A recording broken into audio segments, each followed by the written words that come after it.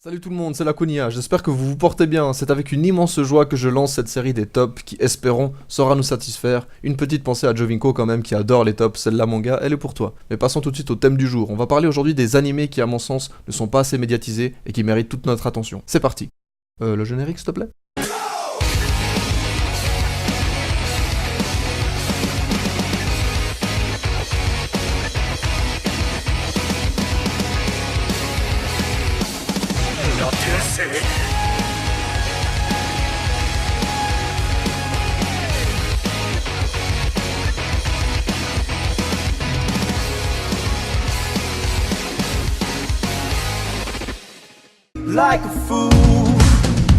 On commence tout de suite avec le numéro 4, Kabaneri of the Iron Fortress. Est un shonen horreur et steampunk écrit par Shiro Yoshida et réalisé par le studio Wit Studio qui est également derrière le tant vénéré Shingeki no Kyojin, ce qui n'est pas négligeable. Cet animé compte 12 épisodes d'une seule saison diffusée pour la première fois en avril 2016 au Japon. Mais alors de quoi ça parle ?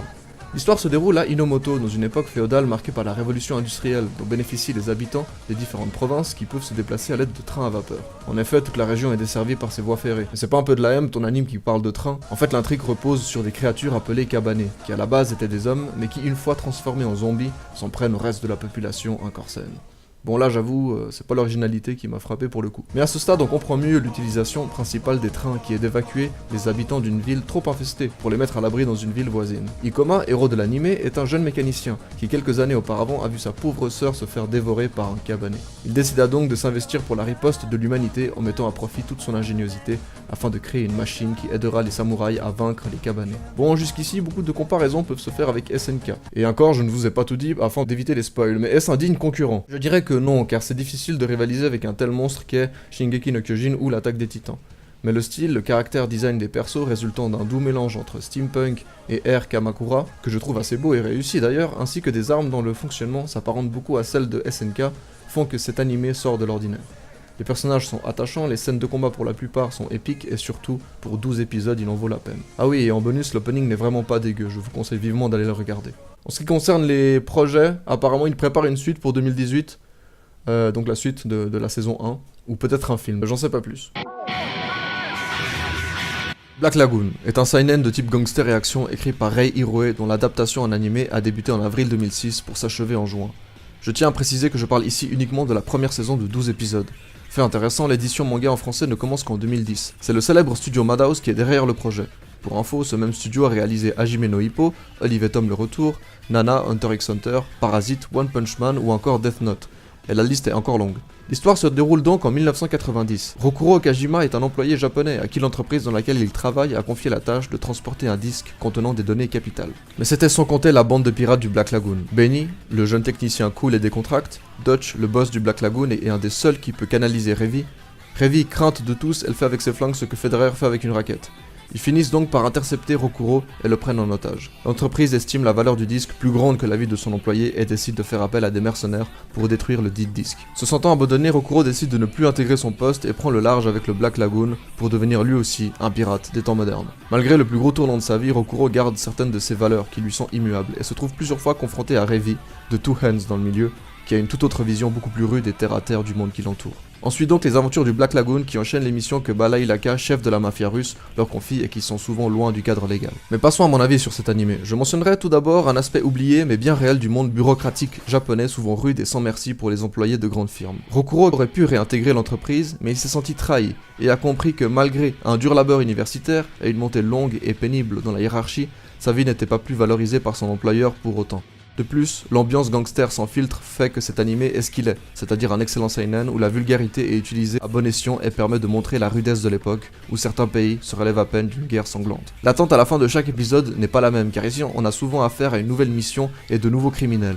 Les combats sont sans merci et plutôt spectaculaires pour l'époque, je rappelle 2006, en plus de la confrontation Revi-Rokuro qui évolue au fil de l'histoire et qui est à l'origine de la plupart des dialogues grisants et épiques, je tiens à dire que ça fait du bien de voir un personnage féminin mis en avant et qui bénéficie d'une certaine prestance. Erased est un seinen de type suspense et fantastique écrit par Kei Sambe et réalisé par le studio A1 Pictures, qui a notamment réalisé Fairy Tail, Sword Art Online et Your Lie in April pour ne citer que. On sent donc le studio d'expérience. La diffusion des 12 épisodes a lieu entre janvier et mars 2016. L'histoire se déroule en 2006. Satoru Fujinuma, héros de la série, est un mangaka de 29 ans qui, comme beaucoup de mangaka au Japon, a de la peine à vendre ses idées aux grands éditeurs locaux. Menant sa petite vie tranquille de livreur de pizza, et oui, il faut bien finir son mois, recevant néanmoins le soutien moral de sa mère journaliste, il se rend vite compte d'un mystérieux pouvoir qui lui permet de remonter quelques minutes dans le temps afin, dans la plupart des cas, d'éviter un drame qui est sur le point de se produire autour de lui. Mais sa vie bascule le jour où, devant faire face à une situation critique, son pouvoir se manifeste à nouveau en ramenant Satoru 18 ans auparavant, et non pas quelques minutes comme expliqué précédemment. Le héros réalise qu'il est en mesure d'empêcher certains crimes qui ont eu lieu dans sa ville lors de son époque scolaire. Malgré son corps d'enfant, Satoru n'a pas perdu son esprit vif. En ce qui concerne mon avis sur cet animé, je dirais que c'est le seinen par excellence, et malgré une faible quantité d'épisodes, l'intrigue est suffisamment bien mise en place pour rendre les personnages attachants, tout en faisant monter le suspense jusqu'au bout avec des OST qui accentuent l'aspect poignant de l'histoire. Pour vous dire franchement, on a de la peine à s'arrêter tellement l'envie de connaître la suite à chaque fin d'épisode est grande. Pour continuer sur le plan élogieux, vers l'épisode 7 et 8, j'avais vraiment du mal à imaginer comment la fin de l'histoire contenant bon nombre de mystères allait être ficelée en 3-4 épisodes. Eh bien sachez que la boucle a été bouclée avec succès, sans aucun dégât scénaristique. Dernière chose, ça reste un animé assez sombre qui traite de problèmes de société bien réels. Donc si vous vous attendez à rire devant des scènes cocasses, vous n'êtes pas au bon endroit. La cerise sur le gâteau, l'opening est interprété par le groupe Asian Kung Fu Generation, en partie connu pour la qualité des openings qu'ils interprètent. Fate Zero est à la base un light novel écrit par Gen Urobuchi. Un light novel est un roman japonais dédié à un public de jeunes adultes. Fate Zero est une préquelle à Fate Stay Night, série dont je parlerai ultérieurement. Le studio d'animation Ufotable, qui de par ses réalisations Fate Stay Night, God Eater ou encore Tales of Zestiria, a l'habitude de mettre l'accent sur l'esthétisme des personnages ainsi que sur les mouvements lors des combats. L'adaptation en série d'animation débute en octobre 2011 pour s'achever en juin 2012.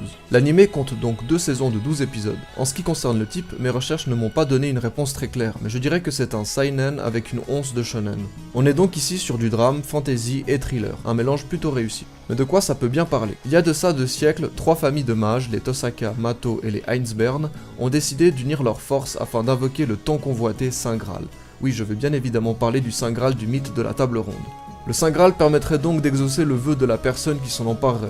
Et là vient le souci, c'est que le Graal ne peut être partagé. Les 3 familles décidèrent donc de s'affronter dans des combats à mort lors des grandes guerres du Saint Graal afin de déterminer qui aura la chance de voir son vœu s'exaucer. Mais revenons-en à l'époque de Fate Zero où la 4ème guerre est sur le point d'éclater. 7 participants sont choisis en tant que maîtres par le Saint Graal et chaque maître devra invoquer son servant, qui lui jurera fidélité et l'aidera dans sa quête ultime.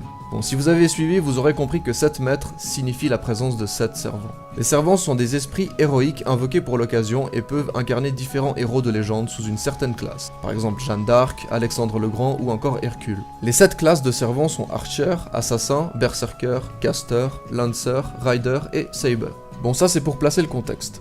Pour ce qui est de mon avis, je dirais que le point fort de cet animé réside dans l'esthétisme des combats et la beauté des paysages. De plus, chaque servant est un héros de légende et a donc son histoire à raconter, ce qui contribue à la profondeur de cet animé où chaque combat verbal et physique a un sens particulier.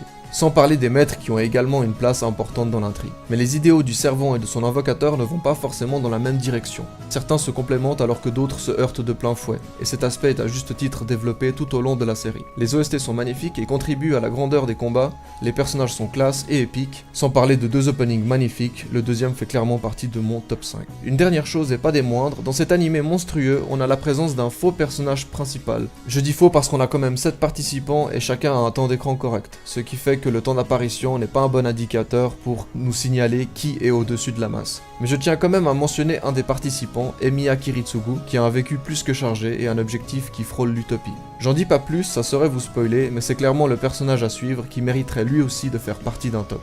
En ce qui concerne la série des Fate, je vous conseille de les regarder dans cet ordre. Fate Zero, Fate Stay Night Unlimited Blade Works et Fate Stay Night Heavensfield qui est une série de 3 films. Voilà les amis, la vidéo touche déjà à sa fin, j'espère qu'elle vous aura plu. J'ai essayé d'en dire un maximum tout en me limitant à la barre des 10 minutes. Derrière ce classement se cachait un objectif plutôt clair qui était celui de vous convaincre de regarder les animés présentés dans cette vidéo. Évidemment, le top 1 serait celui que je vous conseillerais de regarder en tout premier si vous deviez choisir un parmi les 4. J'espère que ce format vous a plu, si c'est le cas, eh bien tant mieux. D'ici là, portez-vous bien et on se retrouve très bientôt, je l'espère, sur un nouveau sujet avec le même format. Bye tout le monde.